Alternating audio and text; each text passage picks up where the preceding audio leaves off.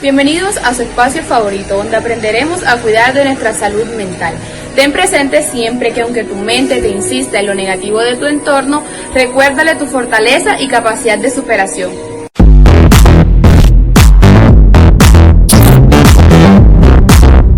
Como psiquiatra, suelo definir la felicidad como la capacidad de vivir instalado de manera sana y equilibrada en el presente, habiendo superado las heridas del pasado y mirando con ilusión al futuro. Los que viven enganchados en el pasado son los depresivos, los neuróticos, los resentidos. Los que viven angustiados por el futuro son los ansiosos. Depresión y ansiedad son las dos grandes enfermedades del siglo XXI. Ya sabemos, pero es importante recordarlo, que el 90% de las cosas que nos preocupan nunca jamás suceden. Pero nuestro cuerpo y nuestra mente lo viven como si fueran reales. Vivimos constantemente preocupados por cosas que no tienen por qué suceder, o que incluso a veces ni siquiera sucedieron, pero nuestro cerebro las interpretó así. ¿Y si no apruebo? ¿Y si me despiden? ¿Y si no me aceptan en la universidad? ¿Y si mi pareja me deja? ¿Y si no tengo hijos? ¿Y si enfermo? Ese "y si" tiene un impacto muy fuerte sobre el cuerpo y sobre la mente. No olvides que solo puedes actuar, sentir y responder en el momento presente. Tienes que responsabilizarte sobre tu actuación y en ese instante sobre tu capacidad de proceder en el hoy y en el ahora. Vamos a empezar con el hecho de vivir enganchados en el pasado. El pasado aporta una valiosa fuente de información, pero no puede determinar tu futuro. El hecho de permanecer con la memoria anclada en el pasado, de retornar una y otra vez a algo que ya sucedió, puede originar en nosotros efectos perversos, que va desde emociones o sensaciones como la melancolía, la frustración, la culpa, la tristeza o el resentimiento, hasta la propia depresión. Todas ellas tienen un componente en común, y es que impiden el disfrute del presente. Al quedarnos estancados en el pasado, estamos impedidos para avanzar en la vida. ¿Qué hay en el pasado? En el pasado tenemos, por ejemplo, la culpa. Pocas emociones pueden resultar tan tóxicas y destructivas como la culpa. Consiste en sentir que uno no ha actuado correctamente o que no ha cumplido con las expectativas que había generado, decepcionando así a otras personas o a uno mismo. El origen de la culpa puede tener diferentes causas: el nivel de exigencia o autoexigencia, la educación de los padres, los tabús exigidos, el colegio, la relación con los compañeros, temas sexuales mal formados o instruidos en la infancia y adolescencia, o interpretaciones incorrectas o extremas de la religión. De hecho, la culpa tiene varios focos. El primero es que puede originarse dentro de ti. En este caso traes a tu mente siempre un fallo o una decepción. Tu punto de mira está en ti, en tus limitaciones y en tus errores. Te tratas con desprecio, con una dureza terrible que te impide avanzar y ver lo positivo. O puede surgir del exterior, cuando tu entorno te recuerda o te apunta con el dedo acusador. En la infancia debería darte vergüenza. Si haces esto pones triste a papá. O en la edad adulta, deberías haber estudiado económicas, no tendrías que haberte casado con tal. No deberías haber entrado en este negocio. Tenías que haberlo visto venir. Cuidado. Tanto las voces interiores como las exteriores pueden resultar igual de perjudiciales para la mente y para el cuerpo. La culpa hunde y no permite avanzar. En algunos sentimientos de culpa pueden conducir a estados de ánimo severos. Es relativamente frecuente tratar en consulta con personas muy neuróticas, deprimidas, que se han instalado en un proceso de culpa que no consiguen sanar. Cuando la culpa tenga una base real, a veces sí que hemos cometido errores graves, intenta que ese pasado erróneo sea un impulso para mejorar, aprender y superar esa caída. Os voy a contar un caso que me sucedió en consulta hace unos años que puede ayudar a reflejar la culpa. En consulta me he encontrado muchas veces con un tema recurrente en la culpa, y es el tema de la maternidad. Mujeres, por ejemplo, que tenían una vida profesional activa y en un momento dado son madres. Ellas, mientras están embarazadas, calculan sus meses de maternidad y van programando temas profesionales, dando por hecho que ese bebé tampoco va a transformar sus vidas en tantos aspectos. ¿Cuál es su sorpresa cuando de repente nace ese bebé y toda su situación cambia? El cerebro de una madre, esto lo tenéis en Encuentra tu persona vitamina, se modifica en el parto, en la lactancia, y cuando de repente llega la incorporación al ámbito laboral, empieza la culpa. No estoy siendo buena madre, no le dedico el tiempo suficiente a mi hijo, no estoy pendiente de sus temas, no puedo acudir a las fiestas de celebración del colegio, a las reuniones de los padres. La culpa en la paternidad y en la maternidad hoy en día es algo muy frecuente. La conciliación nos ha traído muchos temas muy positivos para la mujer y estar en el ámbito profesional. También ha traído muchas veces un ligero descuido de la vida de casa, de los labores de hogar o del cuidado de los hijos. Yo sabéis que soy madre de varios hijos Y yo siempre encuentro que hay que hacer casi malabares para conseguir ese equilibrio entre la vida profesional y la vida personal.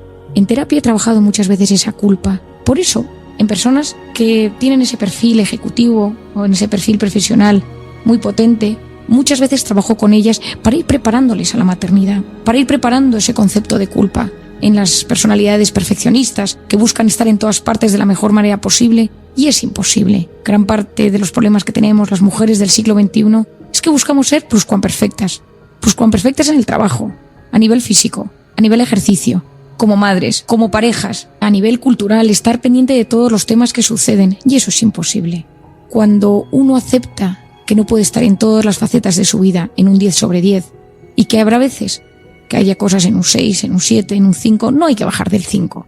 Y ciertas cosas es mejor que no bajen del 7. Pero no hay que obsesionarse con llegar siempre al 10, porque si no surge esa culpa tan molesta y tan destructiva en nuestro interior. ¿Cómo podemos apaciguar ese sentimiento de culpa?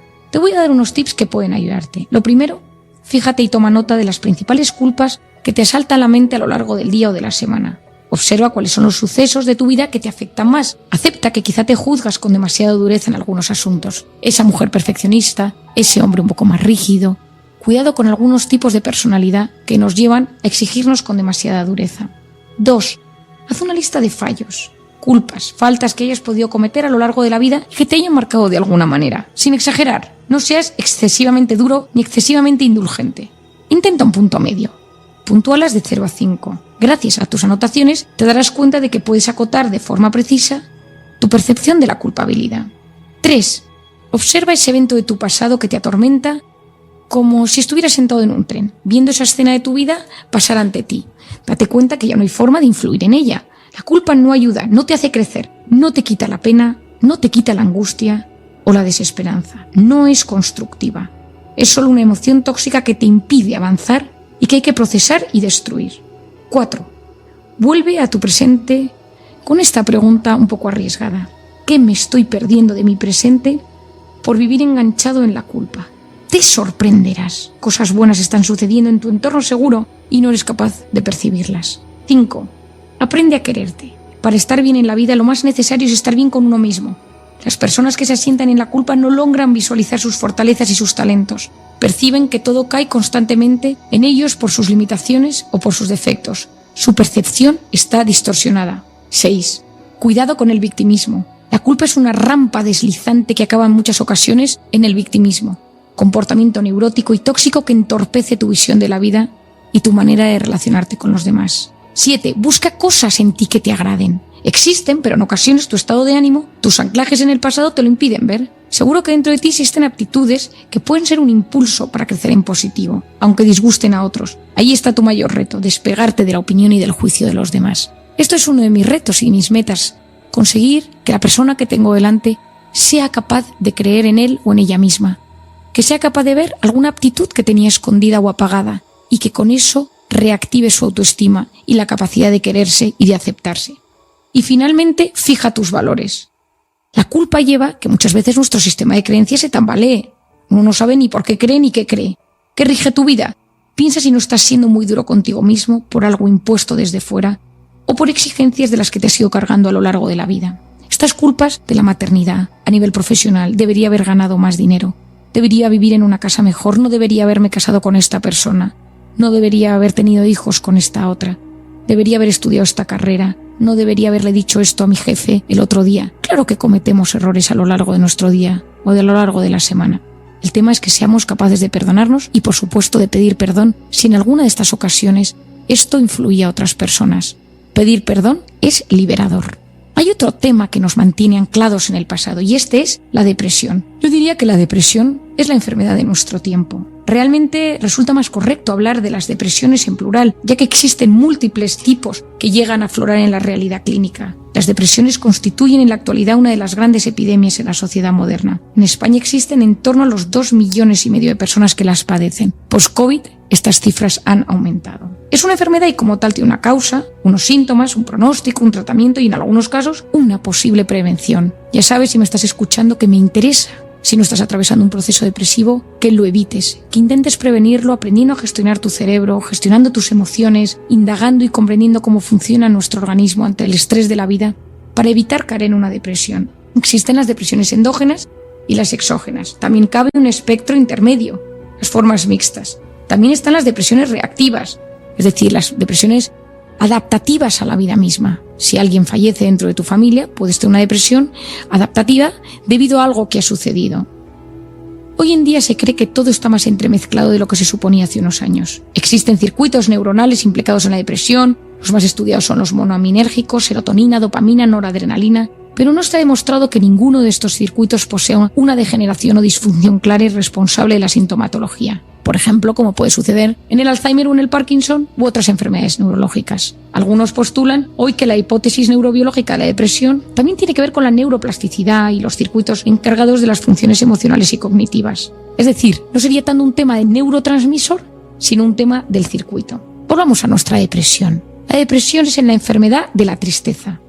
En ella pueden converger una infinidad de síntomas negativos: pena, abatimiento, apatía, desgana, desilusión, falta de ganas de vivir, abulia y anergia, falta de energía para realizar cualquier actividad, ideación suicida, problemas de sueño, de atención, de concentración. La depresión te deja sin energías, sin ganas de hacer nada.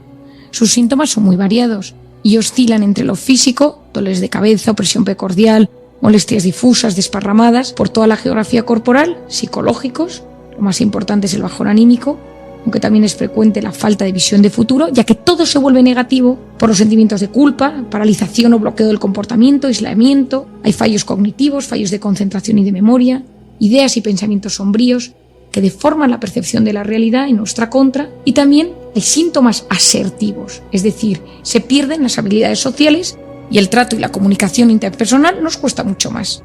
La sintomatología de la depresión puede ser en muchas ocasiones inespecífica y manifestarse en forma somática. Esto es muy interesante. A veces la depresión la empezamos a sentir desde el cuerpo. Es nuestro cuerpo el que nos va llamando la atención de que algo no funciona, y muchas veces algunos pacientes que acurren de forma recurrente a su médico de cabecera o a su médico de confianza, les acaba diciendo: sería bueno que hablaras con un terapeuta, con un psiquiatra o con un psicólogo que quizá te puede ayudar. El que no ha tenido una auténtica depresión no sabe lo que es esa tristeza profunda. El sufrimiento de la depresión puede llegar a ser tan profundo que uno solo vea como salida el suicidio. Y nadie está a salvo de padecer una depresión. Es cierto que existen factores de riesgo, familiares, genéticos, socioeconómicos, pero las consultas están llenas de todo tipo de gente que atraviesan el túnel oscuro de la depresión. Escritores, deportistas, músicos, actrices, cantantes, políticos, empresarios, incluso médicos, hombres de éxito, muchos han reconocido haber sufrido depresión o haber estado en tratamiento. Después de la pandemia, uno de los colectivos a los que yo más he tratado es el colectivo sanitario. Médicos, enfermeras, auxiliares, celadores, secretarios administrativos que han trabajado en hospitales o muy cerca de la muerte, que han sufrido una depresión post el confinamiento. ¿Por qué? Por eso que os decía antes, estados de estrés mantenidos pueden conllevar estados de tristeza muy profundos. El haber vivido en situaciones de estrés constante nos lleva a la depresión, y esto es muy importante saberlo. Por ejemplo, las depresiones en los niños se traducen en un comportamiento y sintomatología diferentes. Se externalizan y muestran a través de su conducta. El niño de 10 a 12 años no posee ese vocabulario afectivo rico que puede explicarlo bien. Es por ello que para descubrir una posible depresión en los niños debemos estar atentos e interpretar con acierto sus cambios de conducta. Si deja de jugar, habla poco, está ensimismado, se aburre, llora con frecuencia, duerme mal, no se concentra, empieza a sacar peores notas. Los padres deben ser capaces de bucear en esos niños apagados que flotan a la deriva o pierden la ilusión. Apoyarse mucho en los profesores para consultar estos temas. Tras la pandemia ha habido un auge de problemas psicológicos, depresivos y de suicidio en jóvenes y en adolescentes, y estamos intentando hacer una prevención, pero los primeros observadores son los padres y los profesores, y por ello es importante que tengamos estos temas en cuenta para poder ayudar. Hoy afortunadamente contamos con mejorías ostensibles en el tratamiento de la depresión a todos los niveles. Es cierto que los avances no ocurren tan rápido como se desearía, y todos oímos hablar de gente que lleva toda la vida medicado. Atajar los síntomas desde el principio y encontrar tratamiento adecuado favorece la probabilidad de curación. Muchas depresiones tienen tratamiento, muchas depresiones se curan, pero requiere un abordaje no solo farmacológico, sino terapéutico, cerrar heridas del pasado. Y en esto os recomiendo leer en el capítulo de Encuentra tu persona vitamina lo que yo denomino la terapia vitamina. Ese esquema de personalidad, donde yo trabajo la personalidad de alguien, veo sus factores de estrés y veo qué es lo que ha sucedido en su mente, en su mundo emocional y en su organismo. Una de mis intenciones es conseguir que todos los médicos actuemos unidos en esto. Una persona va a su neurólogo por las migrañas, al digestivo por el colon irritable, al reumatólogo por problemas de articulaciones, al psiquiatra por problemas de ansiedad, el médico de cabecera que intenta hacer malabares con todos estos síntomas. No nos olvidemos que somos un todo, que estamos unidos, que esa tristeza genera inflamación y empeora los síntomas físicos, que esos síntomas físicos nos bloquean y nos hacen no salir del agujero. La terapia psicológica, el trabajar las heridas del pasado, el gestionar los factores de estrés, el mejorar la salud física, el potenciarlo con la alimentación saludable, con a veces productos naturales que nos ayudan a salir de esos estados un poco de bloqueo de nuestro cuerpo.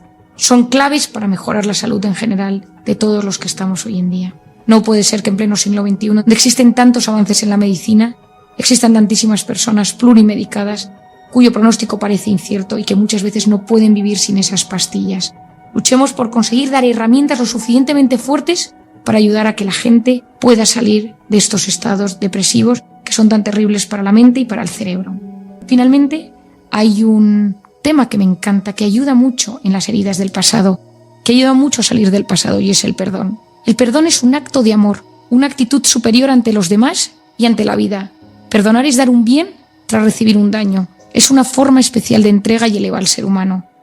No soy una ingenua, no ignoro la dificultad de perdonar determinadas conductas. No es lo mismo excusar tras ser herido de forma insignificante que hacer a otra sufrir de forma importante y realmente dañina. El desprecio, la agresión injustificada, la humillación, la traición, la infidelidad, la crítica contumaz pueden generar niveles de sufrimiento tales que resulte muy difícil, o no decir casi imposible, de superación. En Camboya escuché las historias más aterradoras y escalofriantes de mi vida. Anotaba en libretas lo que llegaba a mis oídos y en alguna ocasión al releerlas he acabado con lágrimas en los ojos. Quería ayudar a esas niñas prostituidas que habían padecido cruelmente, pero no sabía cómo encontrar la salida de su sufrimiento. Una de las historias que más me llamó es la historia de Mei, que sale en Cómo hacer que te pasen cosas buenas. Su historia de cómo ella consigue superar los abusos, las violaciones constantes en un burdel, me ayudó a entender el cerebro humano. Ella consigue perdonar a su abuela que le había vendido a ese burdel, perdonar a los que habían abusado de ella de todas las maneras más terribles. Ese perdón le hizo sentirse libre. No olvidemos que el drama y el trauma que a unos aplasta y destruye, a otros los fortifica, los regenera, dotándoles de mayor capacidad de amor. La capacidad del perdón es exclusiva de la víctima, no depende del arrepentimiento y de quien provocó la ofensa. El perdón libera de cargas y ayuda a seguir adelante, aunque la causa sea terrible. Aunque el que la provocó no se arrepienta, en mi experiencia clínica siempre compensa. El perdón es un trampolín, un puente seguro para la liberación del dolor, pero en ocasiones puede resultar imposible. Perdonar es ir al pasado y volver sano y salvo. Si no perdonamos, si no somos capaces de purificarnos, podemos quedarnos anclados en el rencor, el odio y la revancha. En la revancha decido que quiero devolver la ofensa al otro, quiero que sufra y que le sucedan cosas negativas. En el rencor me mantengo herido, apuñalado y no soy capaz de olvidar y superarlo. Si esto nos sucede, seremos incapaces de recuperar la paz y el equilibrio. ¿Y cómo perdono? Lo primero es que tengo que aceptar lo que pasó, no negar la realidad. Después, intentar comprender lo que ha sucedido con perspectiva. A veces somos protagonistas de algo ajeno donde no hemos podido intervenir de ninguna manera. La vida conlleva injusticias y complicaciones que no podemos controlar. Luego, intentar alejar la imagen del escenario mental. Yo utilizo mucho el EMDR. Es esa técnica que desensibiliza y reprocesa a través de los movimientos oculares los dramas de la vida. Fue descubierta por Francis Shapiro en 1987. Es un abordaje psicoterapéutico y una técnica empleada para trabajar el trastorno de estrés postraumático. Yo lo uso mucho en terapia. A través de ello, desactivo momentos, escenas, personas traumáticas y dolorosas de la infancia. Para perdonar tienes que trabajar tu nivel de autoestima. La capacidad de perdonar, de sobreponerse a la rabia, la sed de venganza o la autocompasión es propia de las personas que poseen fortaleza interior. Y luego, evitar esos sentimientos de culpa. Cuidado con convertirnos constantemente en víctimas. Hay personas que ante una fatalidad se encierran en sí mismas y evitan progresar. Acudir a hechos pasados para autojustificarnos una y otra vez nos acaba enquistando. Mira hacia adelante. Si quieres perdonar, mira hacia adelante. Y luego no te olvides que para perdonar se aprende cuando a uno le han tenido que perdonar. Es un ejercicio sano, rebuscar en nuestro pasado, reciente o en nuestra propia vida, el perdón de otros. No olvides que el perdón te hace libre, que el perdón es un acto de amor y que perdonar es ser capaz de mirar hacia el pasado, volver a tu presente y decir, todo está bien. Si llegaste al final de este video, dale me gusta, comenta, comparte y recuerda que solo tú eres el autor de tu propio destino.